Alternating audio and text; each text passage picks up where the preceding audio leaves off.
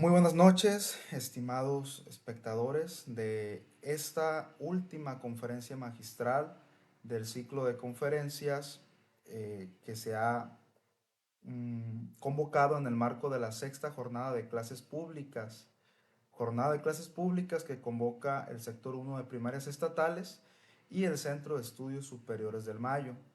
Agradecemos a todas las personas que están conectadas, les solicitamos que compartan y que sobre todo que se queden hasta el final de esta conferencia magistral, ya que podrán recibir una constancia de participación sobre el tema que el día de hoy el doctor Jesús Bernardo Miranda Esquer tiene a bien compartirnos. El doctor Jesús Bernardo Miranda Esquer es rector del Centro de Estudios Superiores del Mayo, asimismo es jefe del sector de primarias estatales del sector 1 y para presentarlo vamos a decir que el doctor es licenciado en educación primaria, es licenciado en ciencias sociales, es maestro en formación en educación campo, formación docente, es doctor en educación y doctor en planeación y liderazgo. Su experiencia como docente va desde hace alrededor de 25 años, un poco más, en lo que es el nivel de primarias, y los últimos años ha fungido como directivo en las áreas de supervisión y jefatura de sector. En esta ocasión nos va a presentar la ponencia que tiene que ver con el tema de estas teorías críticas, especialmente con el autor Paulo Freire, en el marco de este nuevo modelo curricular. Entonces le pediré al doctor que pues en este momento nos presente ahí las diapositivas y le damos la más cordial bienvenida. Adelante, doctor. Muchas gracias, Bernardo. Gracias a quienes están conectados. Voy a compartir diapositivas para la charla y comenzamos con esta plática sobre algo que a mí me preocupa, sobre todo con los maestros jóvenes, cómo leer a Paulo Freire desde un movimiento de transformación. Su servidor, Jesús Bernardo Miranda Esquer. ¿Cómo leer a Freire desde este momento sociohistórico? Freire, recordemos que Freire, su obra es de los años 80, 90, entonces tiene más de 30 años de que edita sus primeros libros. Pero vale la pena leer a Freire en este momento con los cambios actuales. ¿Cómo reflexionar estas ideas de Freire en el marco curricular 2022? Y la idea en la charla es que trabajemos esta aproximación del pensamiento freireano desde la idea, el planteamiento que Hugo Semmelmann hace de el pensamiento crítico. Entonces se trata de pensar algunas categorías de análisis que plantea Freire en su teoría, que más bien yo las quiero recuperar como dimensiones analíticas para ver si lo que planteaba en su momento actualmente nos da alguna lectura crítica del mundo. Y pues entonces desde la propuesta que nos da Semmelmann hay que pensar más que teóricamente, pensar epistémicamente las ideas claves. Esto es, pensar epistémicamente es tomar algunos de los conceptos claves de Freire, pero como herramientas para el pensar, no contenido cerrado que yo repito o pudiéramos repetir en un discurso sin colocarnos en las circunstancias actuales y que en este caso es el cambio curricular 2022.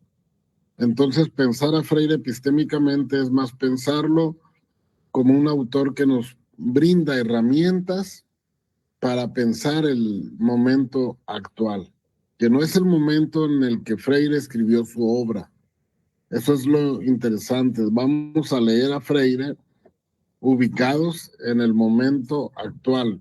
Como decía Semmelman, hay que leer a los autores desde el presente.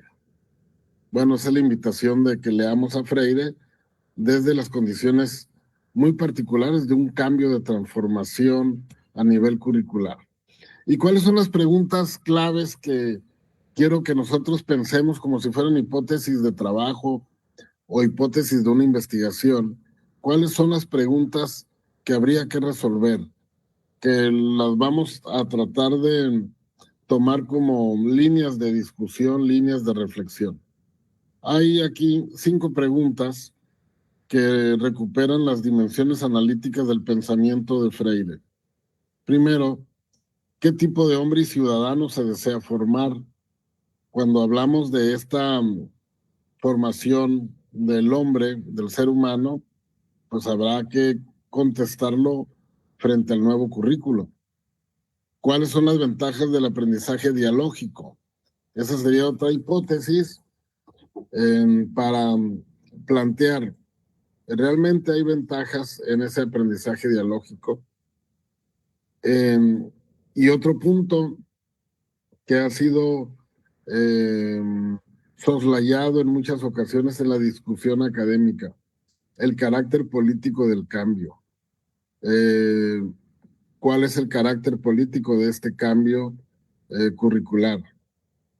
Y seguiríamos la charla con algo bien importante, es cómo se crea el conocimiento desde el planteamiento freiriano. ¿Cuál es la teoría del conocimiento en su génesis, en su construcción, en su comunicación? Y algo que está muy ligado al tema de las clases públicas, precisamente, es cómo reflexionamos nuestra propia práctica docente. Entonces, con estas ideas o planteamientos iniciales, empezaríamos la conversación para explorar desde el momento presente un cuerpo teórico construido desde hace más de 30 años. Y vamos a la primera interrogante. ¿Qué tipo de hombre y ciudadano se desea formar? Recordemos que Paulo Freire se instala él cuando escribe, él escribe desde un planteamiento humanista. Y la primera distinción que nos realiza Freire es una diferencia entre humanitarismo, que él lo cataloga como un falso humanismo, al verdadero humanismo. Y el humanismo no es otra cosa más que aquella postura filosófica, en este caso pedagógica, en donde se pretende formar al ser humano de manera integral, armónica, y algo que es un punto estratégico en el pensamiento de Freire, que esta construcción holística del ser humano se realiza en comunión con otros hombres, desde la propia teoría de Freire, que yo lo podría plantear en colaboración horizontal entre mujeres y hombres. En la construcción del ser humano, entonces, es parte del pensamiento freiriano. Y cuando construimos ahora al ciudadano, una crítica que otros autores más recientes como eh, Raúl Domingo Mota, Simon Bauman, Ulrich Beck, hay una crítica a la ausencia del ciudadano. Y ellos dicen, somos más moradores de urbes que ciudadanos, porque el morador no se ocupa por las decisiones políticas, sociales, económicas de la ciudad. Y el ciudadano, la formación del ciudadano nos va a permitir, ahora sí que moradores activos, y que ellos son los que dan curso al destino de la ciudad. Entonces, pasamos hacia lo que Freire plantea, la esperanza activa. Y ese es un concepto clave que Freire trae jala de Erich Fromm en su libro La Revolución de la Esperanza, donde plantea Fromm que la esperanza activa consiste en una esperanza que no es sinónimo de esperar. Es más bien, es una esperanza en la cual te ocupas en el presente para construir tu futuro. Esa es la esperanza activa, estar alerta del cambio que se viene. Y cuando hablamos de un mundo mejor, estamos hablando de ese mundo donde cada vez las desigualdades desaparecerán. Entonces, la esperanza activa desde el pensamiento de Fromm, que Freire lo retoma en la pedagogía de la esperanza, es esperar creando en el presente las condiciones de futuro. Sale como si fuera una visión de futuro, de mi ciudad, de mi barrio, de mi escuela. Quiero esta visión de comunidad en 5 años, me siento a esperar o genero condiciones en el día a día, en este día, para ir generando esa condición, aminorando la distancia entre la escuela ideal que yo quiero, la comunidad ideal, la ciudad ideal, o me pongo a construirla con mis propias manos y en colaboración con otros. El humanismo, entonces, desde esta lógica del pensamiento freireano, pues se va a construir desde la lectura crítica del mundo. Y entonces, ¿cómo leemos de manera crítica? Y cuando hablamos del mundo es el entorno social, económico, político. El mundo puede ser incluso en la síntesis la escuela. ¿Cómo hago una lectura crítica de la escuela? Y en este caso, el educador va a generar condiciones de reflexión crítica sobre las formas en que se somete o hay desigualdades en la actualidad.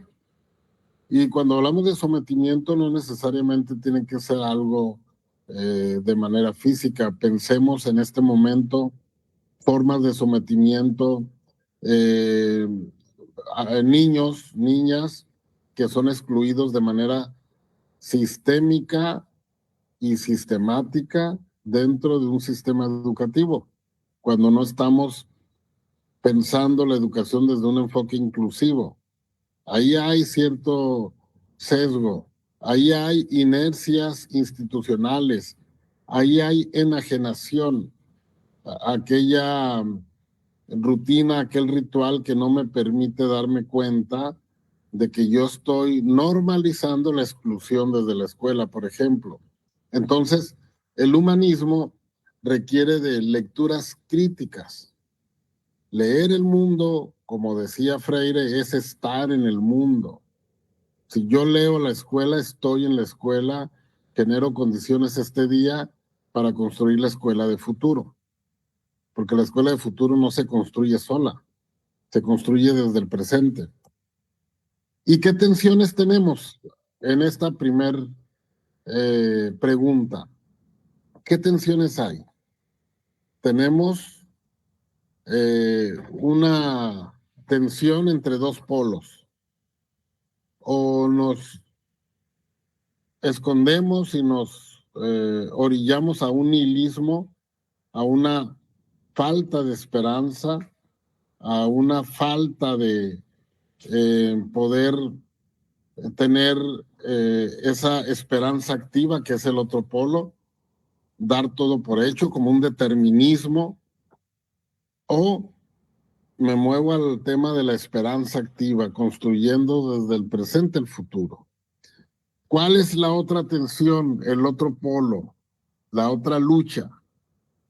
Trabajo desde un humanismo real, donde desarrollo a mis alumnos y me desarrollo yo como profesor de manera horizontal, en colaboración, donde no estoy sobre nadie, sino que estamos en un diálogo interactivo, horizontal, o me recluyo en el humanitarismo, donde yo puedo prestar ciertas condiciones o puedo favorecer condiciones, pero esperando algo a cambio. Ese es el falso humanismo. Te ayudo, pero estoy esperando no sacarte de esa situación de exclusión, sino más bien voy a estar gestionando y voy a estar administrando los déficits para poder tener condiciones de seguirte ayudando. Ese es el falso humanismo. Y la otra tensión que debemos de reflexionar es, ¿somos moradores o somos ciudadanos? La ciudad como proyecto político, la ciudad como un proyecto territorial, ¿qué tanto le aporto a la ciudad? ¿Qué tanto las decisiones de la ciudad toman en cuenta los intereses del ciudadano? Porque si el ciudadano está ausente de la ciudad, realmente somos moradores que estamos encerrados y separados por rejas, ¿no? Bueno, eso es el otro extremo. Pasando al segundo punto del análisis, ¿cuáles son las ventajas del aprendizaje dialógico? Bueno, el diálogo, como lo entiende Freire, es una metodología para construir no solamente el conocimiento, sino también es construir el reconocimiento del otro. En este caso, el diálogo permite al maestro visualizar al alumno con nombre, apellido y una historia personal. Cuando no hay diálogo en la educación, podemos ver al alumno como un número de lista y como un indicador de nivel bajo, medio, alto, pero no estoy viendo otro ser humano al momento de educar. El diálogo me permite sacar de esa visión borrosa a los seres humanos que tengo frente. Y sucede igual con los alumnos, con el alumno, con las autoridades. El diálogo como metodología de reconocimiento del otro. ¿Sale?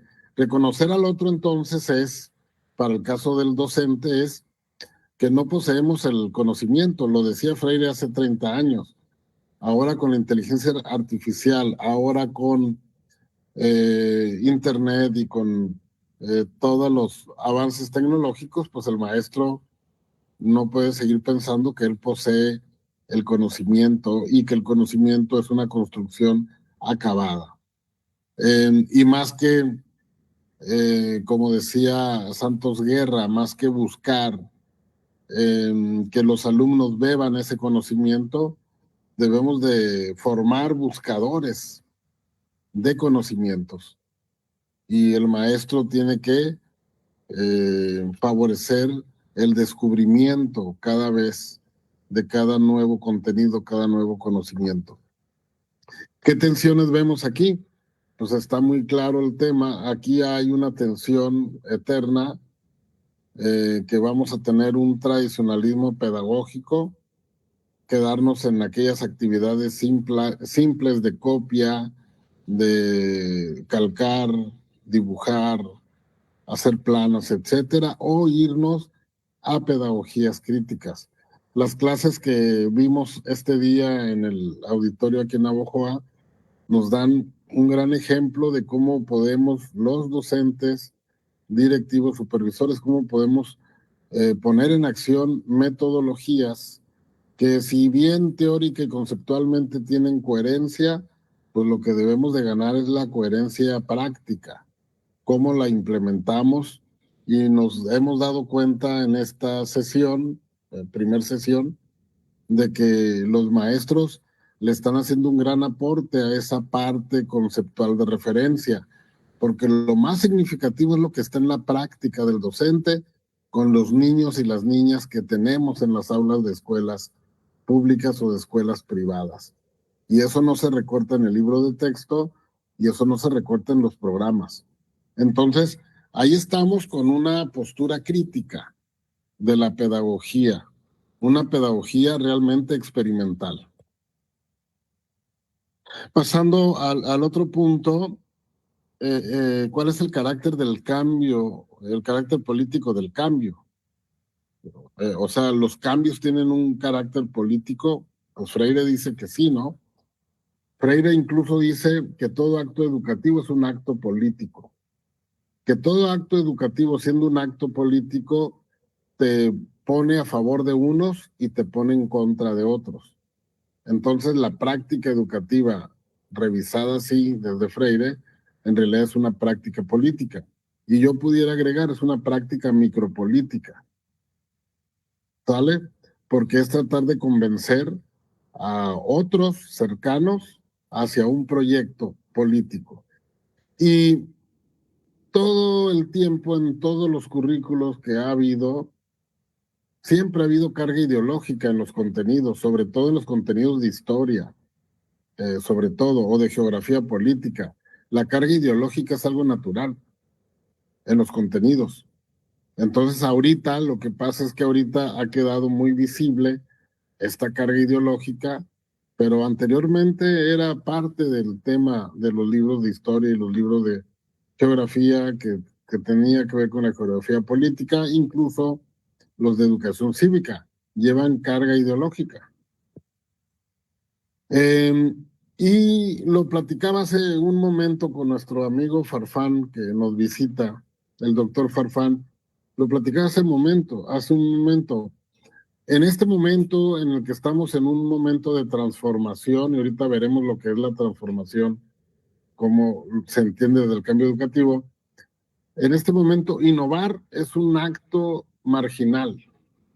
Innovar es una manera de disentir intelectualmente. Entonces, en estas condiciones del cambio educativo, quieres tener un disentimiento intelectual académico, ponte a innovar. Porque la escuela, desde que Carbonell anuncia que la escuela está en crisis y dice siempre ha estado en crisis, bueno, en la escuela que está instalada en la comodidad, lo que no se le obliga a nadie es a innovar, se les obliga a hacer lo mismo, se les obliga a pasar listas, subir calificaciones, pero no se les obliga a innovar. Entonces, la innovación sigue siendo un ejercicio intelectual con mucha carga de incertidumbre y con mucho planteamiento de frontera que posiblemente no se entienda en el momento en el que se realiza, pero por eso mismo esta innovación y este cambio a espacio micro, que es un cambio de fondo, plantea esa agitación intelectual. Sale. Estas clases públicas, en cierta forma, es una agitación intelectual para todos los que la podemos vivenciar como espectadores o como participantes. Hay una actividad intelectual incesante que plantea retos para quien está al frente de la clase pública, para quien la reflexiona, para quien la está siguiendo. Y no se diga para quienes hemos ido a observar antes de la clase pública, hemos hecho recomendaciones. Hay toda una forma de cambiar la manera de entender la supervisión escolar y la dirección escolar. ¿Qué es lo que está permitido desde la normativa? Pues hacer lo mismo que nos piden las rutinas, las inercias. Eso es lo que está normado. Y eso genera, en palabras de Freire, una forma de enajenación contemporánea. Estamos enajenados, estamos dejando pasar la vida académica de las aulas por hacer lo mismo, lo que se pide de manera obligada, en lugar de innovar. ¿Qué tensiones hay entonces? Y esto es clave. Hay una tensión fundamental, que este currículo pase a ser una novedad más o bien una reforma más y no logre consolidarse en una transformación. La transformación es pasar de una forma conocida a una forma desconocida. Trans, más allá, formación de forma, más allá de la forma conocida. Creo yo que este currículo 2022 tiene elementos que nos permiten nos permitirían consolidar una nueva forma de sistema educativo estatal, una nueva forma de sistema educativo nacional, siempre y cuando pues se tocara a fondo en temas que están pendientes. Por ejemplo, las didácticas.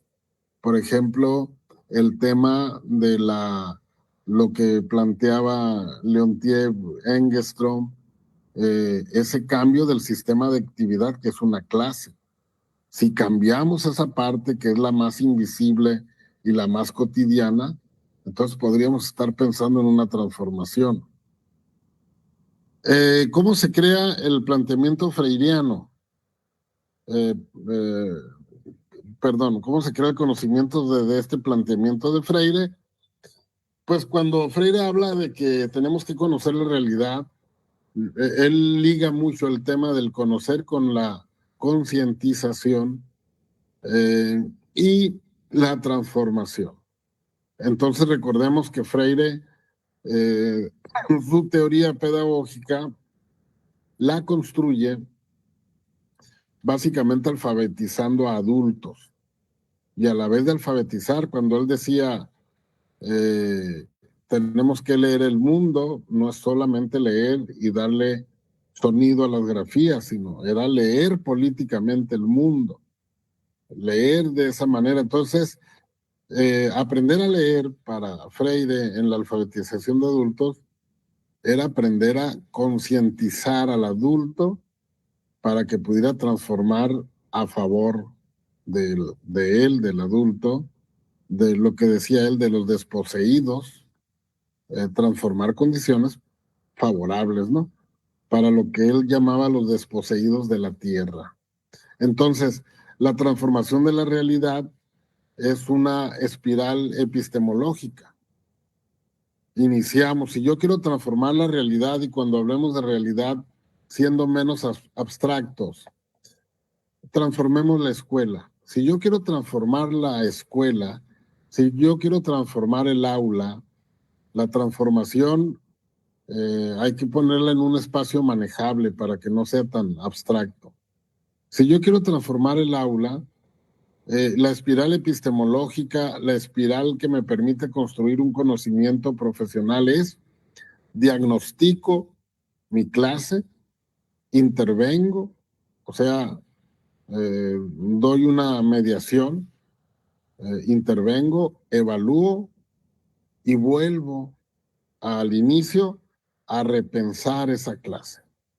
Por eso, en las clases públicas lo que nos han enseñado en las 6 jornadas es que nuestros maestros jóvenes, nuestros maestros experimentados, pueden reflexionar la clase antes, durante y después. Esa es una forma, es un giro epistemológico de entender que la clase como acontecimiento puede ser reflexionada en 3 puntos de tiempo. Y cuando el maestro y los maestros que nos comparten sus buenas prácticas entienden que esto puede ser un sistema de, para generar alguna metodología, generar un propio sistema de clase y mejorarlo y perfeccionarlo y compartirlo, pues esto es el tema que Freire plantea o planteaba hace 30 años, transformar. Yo empiezo por transformar mi espacio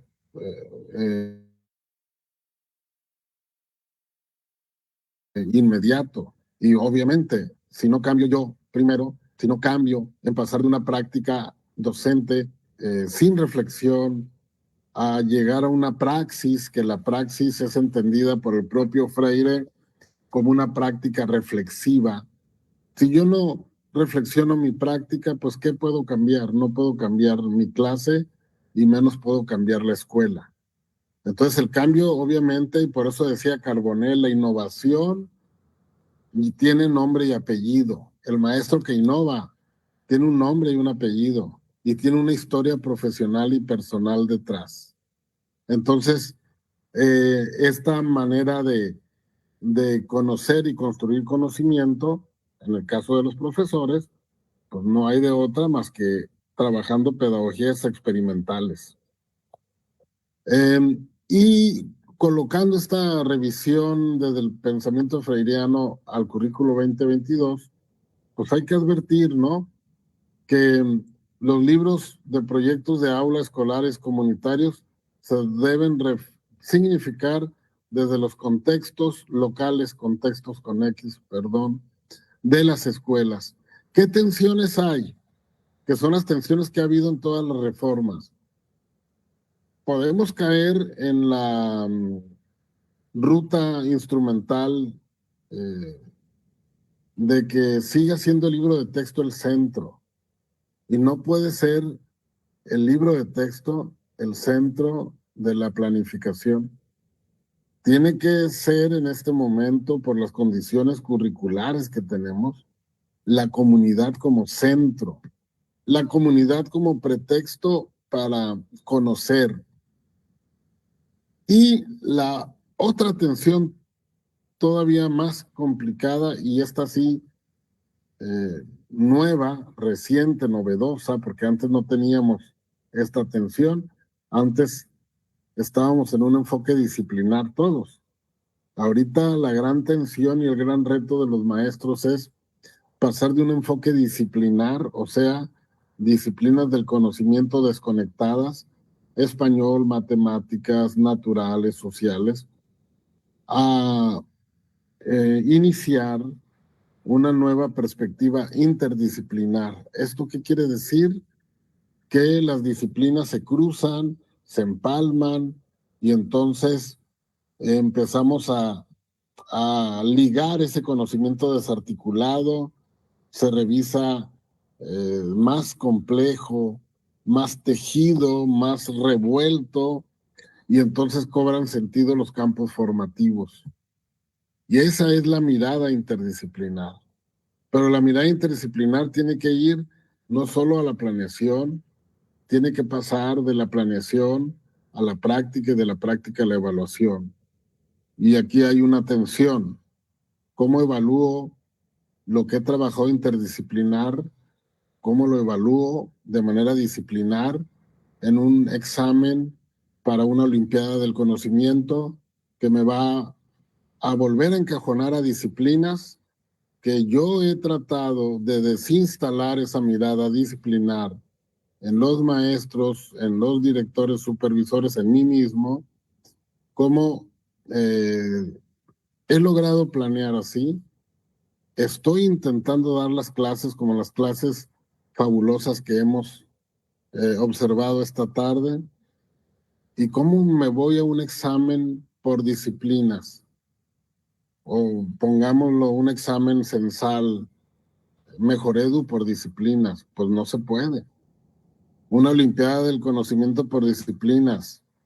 Pues hemos dejado detrás todo el trabajo que a lo largo del ciclo hemos venido construyendo con nuestros compañeros maestros. Y finalmente, para ir cerrando la charla, ¿cómo reflexionamos nuestra propia práctica docente?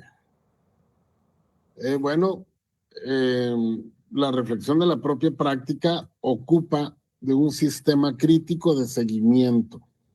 Y aquí es donde hace sentido de que nosotros como una habilidad que debemos desarrollar mediante la práctica, tengamos oportunidad, espacios de intercambio donde nuestros compañeros maestros, nuestros pares, puedan reflexionar para la acción, puedan reflexionar durante la acción o la clase y reflexionen sobre la clase.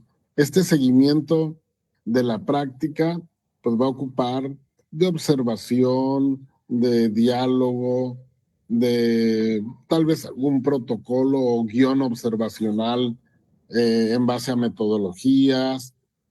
¿Para qué? Para lograr que el maestro pase, que su cambio, porque esta es una crítica que se hace al docente de cualquier nivel educativo. Podemos cambiar rápidamente los discursos pedagógicos, pero las prácticas docentes tardan en cambiar. nos acomodamos más rápido al discurso. Ejemplo, ahora hablamos de campos formativos en primaria, en secundaria. Hablar el campo formativo y escribir del campo formativo es sencillo, pero la práctica docente estaremos ya desbordando disciplinas hacia el campo formativo. Ya estamos en esa práctica, es más lento que agarrar un nuevo glosario de términos para un nuevo enfoque curricular. Lo otro es más lento, requiere mucho acompañamiento, mucho ánimo, mucho intercambio y sobre todo compartir esas prácticas relevantes. El conocimiento docente, el conocimiento profesional se construye mediante ese sistema reflexivo. Y nosotros hemos construido en las clases públicas un sistema de reflexión. Reflexionar la clase antes, durante y después, con niños de los que tenemos sentaditos en las escuelas, no los niños ideales que los teóricos tienen recortados en sus libros. Aquí es un contraste de esa teoría con esa realidad que tenemos. ¿Qué tensión encuentro aquí? Con esto cierro la charla. ¿Qué tensión? ¿Qué tensión encontramos en este recorrido de 6 jornadas de clases públicas? De iniciar esta experiencia de innovación en Zaguaripa el 2015, seguirla en Ciudad Obregón, regresar 2 años en Ciudad Obregón, luego regresar a la Sierra de Sonora, a Villa Hidalgo, y luego regresar a Navojoa y a Obregón, y en esta jornada estar en Navojoa, Obregón y Guatabampo. ¿Qué he encontrado? ¿Qué tensiones hay en esta última pregunta que emerge del pensamiento freiriano? Vamos a encontrarnos con profesionales restringidos, profesores restringidos, que quieren seguir actuando desde la certidumbre que le dan a ellos prácticas ya muy descolocadas del cambio curricular, prácticas disciplinares, diría yo. Y tenemos también, afortunadamente, muchos profesores amplios que entienden que la tarea del profesor no está solo en el aula, sino que el profesor es un elemento importante para el funcionamiento de una escuela. El profesor que desborda el aula y la escuela puede ser el mejor pretexto para aprender fuera del aula. Y desbordar no solo las paredes del aula, sino desbordar las fronteras, los bordes de la disciplina. Pensar ya de manera interdisciplinar desde los campos formativos. Esas tensiones las hemos encontrado y yo creo que vale la pena para los profesores que están en esa profesionalidad amplia trabajando, vale la pena seguir intercambiando esas buenas prácticas para que se den cuenta estos profesores que no están solos, que hay muchos más profesores que están decididos a no solo ir a dar clases, sino a generar un sistema donde el niño, además de que aprenda, se sienta apreciado como ser humano, como persona, y entonces sí podamos hablar de ese desarrollo integral, holístico, que es la base del humanismo que Freire retoma. Y un dato, Freire es citado 13 veces en el programa 2022. 13 veces está la cita en el gran programa. De esas 13 citas que me puse a buscar a Freire, realmente 7, la mitad, son referencias a obras. Entonces, hay mucho más que pensar desde Freire y ese planteamiento pedagógico que nos compartía en los 80s, 90. Tenemos que seguir pensando a Freire desde este cambio curricular, desde los nuevos escenarios, nuevos entornos y sobre todo desde los profesores jóvenes que se quedan en el servicio y que serán los que sigan operando los cambios curriculares a nivel aula. Con esto yo cerraría la charla, Bernardo, y no sé si habrá por ahí algún comentario en el chat. Yo dejo de compartir y quedo a la espera de que si en el Facebook Live hay algún comentario o alguna pregunta.